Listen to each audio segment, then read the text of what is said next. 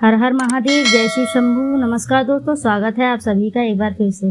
क्या आप अपने घर की सुख शांति, संतान की कमी और धन की कमी या फिर कर्ज से परेशान हैं, या आपका भाग्य आपका साथ नहीं दे रहा है, या पितृ आपसे नाराज हैं और आपको लगता है कि आपके पितरों के कारण आपके घर की सुख शांति में रुकावट आ रही है और आपके कार्य नहीं बन रहे हैं?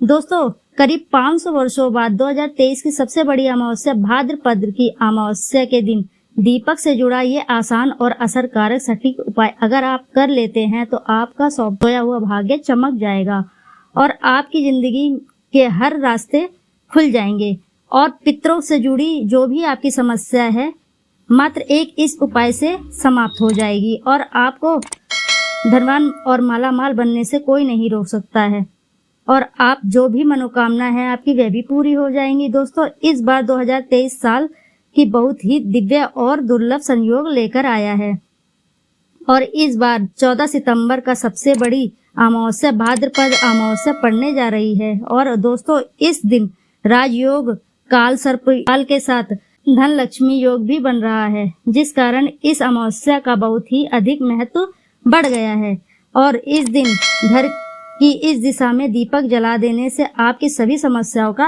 अंत हो जाएगा। इसलिए दोस्तों वीडियो को अंत तक जरूर देखें और यदि आपको अपने जीवन में महादेव की कृपा पाने की इच्छा है तो वीडियो को जरूर लाइक कर कमेंट में एक बार हर हर महादेव जरूर लिख दें। दोस्तों, सनातन धर्म में भाद्रपद अमावस्या का विशेष महत्व है। भादो मास की अमावस्या को कुशोपत्नी अमावस्या और कुश ग्रहणी अमावस्या भी कहा जाता है। पंचांग के अनुसार भाद्रपद अमावस्या 14 सितंबर 2023 को सुबह 4:48 तक शुरू होगी और अगले दिन 15 सितंबर 2023 सुबह 7:09 पर इसका समापन होगा। इस दिन स्नान दान करने का शुभ समय 4:43 से लेकर सुबह 5:19 तक रहेगा। दोस्तों, हिंदू धर्म में मान्यता है कि भाद्रपद अमावस्या के दौरान यमराज सभी आत्माओं को पितृलोक पर भेजते हैं। वे सभी आत्मा अपने परिवारजनों से अपने हेतु तर्पण श्राद्ध लेने के लिए धरती पर आते हैं। ऐसे में जो व्यक्ति अपने पितरों का श्राद्ध, अपने पितरों का तर्पण नहीं करते हैं, उसके पितर उनसे नाराज हो जाते हैं। इसलिए भाद्रपद अमावस्या के दौरान नियमित तर्पण करने और श्राद्ध जरूर करने चाहिए। पितृपक्ष में पितरों के लिए श्राद्ध करने से परिवार के सदस्यों की तरक्की का रास्ता खुल जाता है, साथ ही पितृदोष का भी निवारण हो जाता है। मान्यता है कि पितृपक्ष में तर्पण, श्राद्ध और पिंडदान करने से पितृगण प्रसन्न होते हैं और अपने परिजनों को सुख और प्रसन्नता का आशीर्वाद देते हैं। दोस्तों, पितरों को नियमित श्राद्ध और तर्पण पितृ की मृत्यु तिथि पर ही करना चाहिए, अर्थात जिस दिन मृत्यु होती है उस समय तिथि जो भी हो चाहे वह कृष्ण पक्ष हो या शुक्ल पक्ष हो या पितृ पक्ष के दौरान उसी तिथि और व्यक्ति का श्राद्ध किया जाता है। जैसे कि अगर किसी की व्यक्ति की मृत्यु तिथि शुक्ल पक्ष या कृष्ण पक्ष की चतुर्थी है तो पितृपक्ष की चतुर्थी पर उसका व्यक्ति का श्राद्ध किया जाना चाहिए। जिन्हें पितरों की मृत्यु तिथि पता नहीं होती है उनका श्राद्ध सर्वपितु अमावस्या पर किया जाता है। हिंदू धर्म में मृत्यु के पश्चात श्राद्ध करना बेहद ही जरूरी माना जाता है। मान्यता है कि अगर आप अपने पूर्वजों की विधि पूर्वक श्राद्ध तर्पण नहीं करेंगे तो उन्हें मृत्यु लोक से मुक्ति नहीं मिलती है और वे भूत प्रेत की योनि में इस संसार में ही भटकते रहते हैं।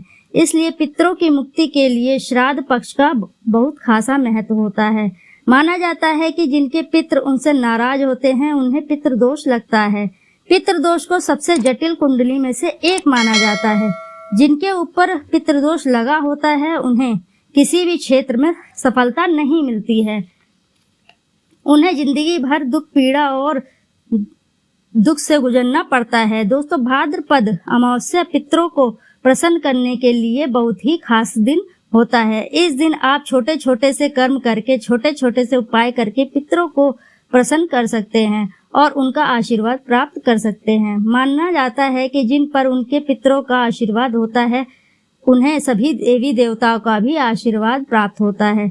आज आपको इस वीडियो में हम आपको भाद्रपद अमावस्या में से किया जाने वाला एक बहुत ही असरकारक और आसान उपाय बताने जा रहे हैं।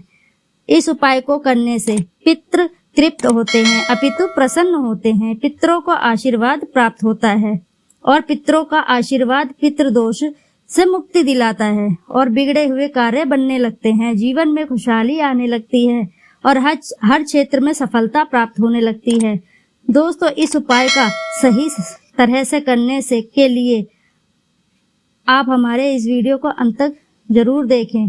तो दोस्तों, आइए जानते हैं उपाय के बारे में। दोस्तों, इस उपाय को करते समय पवित्रता का विशेष ध्यान दें। यदि आपने सुबह स्नान किया है तो रात्रि को समय आप अच्छे से हाथ पैर मुंह धो लें, फिर धुले स्वच्छ वस्त्र धारण करके ही आप ये उपाय करें। उपाय करने के लिए आपको आवश्यकता होगी कि एक दीपक की, कोई सा भी हो, मिट्टी का हो या आटे की धातु का। यदि आप आटे का दीपक ले रहे हैं तो शुद्ध जल मिलाकर बिना नमक के आटे का ही बनाएं।